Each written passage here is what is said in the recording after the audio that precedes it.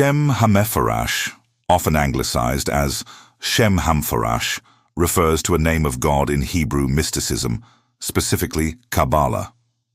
Originally, it denoted the tetragrammaton, the four-letter name YHWH. But in later Kabbalistic interpretations, it came to signify more complex divine names, including a 72-fold name. The term is also associated with magical texts and grimoires, such as Schemhamphoras and Schemhamphoras, which contain invocations and lore connected. This is SchemhomphoroS. In the esoteric tradition, a Kabbalah is a set of teachings meant to explain the relationship between the finite and the infinite, the created and the creator. It's a body of knowledge concerned with the hidden aspects of reality. At its core are the 10 Sephirot, which emanate from and return to Ein Sof, the infinite, boundless God.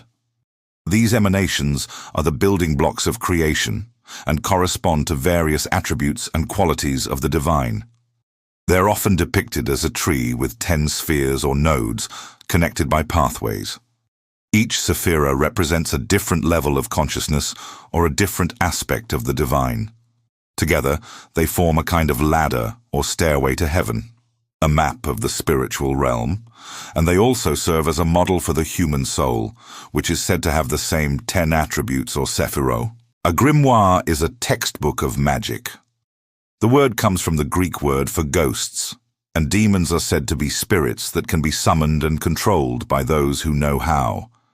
Grimoires typically contain instructions for performing rituals, casting spells, and making magical objects. They often include lists of demons and their names, as well as instructions for summoning them.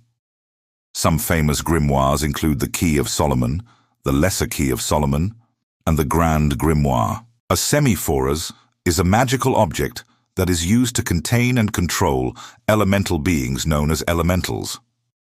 A Schemhamphoras is typically a crystal or other object that has been charged with magical energy, and it can be used to attract, repel, or control elementals. For example, a Schemhamphoras could be used to attract a specific elemental being to a particular location, or it could be used to keep elementals away from a person or place. The divine name is a term used in Abrahamic religions to refer to the name of God. The divine name is believed to be a powerful, even sacred name that can be used to invoke God's presence or power. In Judaism, the divine name is traditionally said to be YHWH, the four-lettered name that is also known as the tetragrammaton. The 72-fold name is a term used in Hebrew mysticism to refer to a specific magical formula. This formula is said to be a powerful tool that can be used to influence the spiritual realm and bring about change in the material world. The 72-fold name is derived from the 72 names of God, which are said to be hidden in the Torah. Magical text, also known as a spell book, is a collection of written characters, symbols, and words that are used to invoke the powers of the universe to bring about a desired outcome. It typically includes incantations, rituals, and other instructions for performing acts of magic. An invocation is a ritual or prayer that is used to call upon a deity or other spiritual being for assistance or protection. It is a common feature of many religious and magical traditions, and is often used to invoke the presence of a deity before a ritual or ceremony. Mysticism is a term used to describe a deep, intuitive, and often personal understanding of the divine or the transcendent.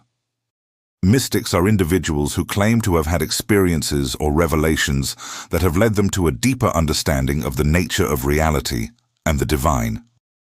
Tetragrammation is a term used to refer to the four-lettered name of God in Judaism. The tetragrammaton is believed to be the most sacred name of God and is not to be spoken aloud. A book of mysteries is a term used to refer to a secret or sacred book that contains hidden knowledge or teachings. These books are often used in esoteric or mystical traditions and are said to contain knowledge that is not available to the general public. The symbol of blessing is a term used in Hebrew mysticism to refer to a specific magical symbol. This symbol is said to have the power to bring about blessings and good fortune, and is often used in amulets and other magical objects. Money is a medium of exchange that is used to acquire goods and services. It is typically made of paper or metal and has a specific value assigned to it by a government or other authority. Financial oncoming is a term that refers to the flow of money towards a person or entity. It is often used in the context of business and finance and is a positive term that suggests prosperity and abundance. If you want to learn more about these terms and concepts, I highly recommend checking out the courses available at our website. Our courses are taught by experienced and knowledgeable instructors who are passionate about sharing their knowledge with others. You can learn at your own pace and on your own schedule, and you'll have lifetime access to the course materials. So sign up today and start learning. Hey everyone, I'm here to talk about Schemhamphoras, so if you want to learn more about this topic, you've come to the right place. Now before we get into the nitty-gritty, I just want to say that there are different theories and ideas out there about what exactly the Shem HaMephorash is. So I'm going to share with you the one that I find most interesting, and also the one that I think is most likely to be accurate. Okay, so let's dive in. The Shem HaMephorash is a term that appears in Jewish mysticism, specifically Kabbalah. It's derived from the Hebrew word Shem, meaning name, and Mephorash, meaning explained or revealed. So put together, it means explained name or revealed name. In its most basic sense, the Shem HaMephorash referred to the Tetragrammaton, the four-letter name of God in Hebrew, YHWH. This name was considered too sacred to be spoken aloud and was only spoken by the high priest once a year during the Day of Atonement. However, as Kabbalistic ideas developed, the term came to denote more complex divine names, such as the 72-fold name of God. The 72-fold name is a sequence of 72 names or attributes of God derived from the 72 three-letter combinations of the Hebrew letters. Each of these names is associated with a particular divine emanation, power, or attribute, and is believed to have unique mystical properties. The Shem HaMephorash is also associated with magical texts such as the Schemhamphoras and the Schemhamphoras, which contain invocations and lore connected to the 72 names. These texts were likely compiled during the 13th and 14th centuries in Spain, and they became popular in the 18th century when magic was experiencing a revival. The grimoire tradition continued to develop, and the Shem HaMephorash found its way into various magical systems, often used as a way to invoke the power of the divine for various purposes. Now in modern times, the Shem HaMephorash is still invoked by some magical practitioners, and it continues to be a subject of interest in the fields of Kabbalah and Hebrew mysticism.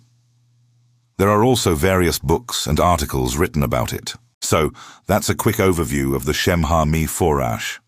It's a fascinating topic, and I encourage you to do your own research and explore it further if you're interested. And if you like this video, please don't forget to leave a like and subscribe. Thanks for watching.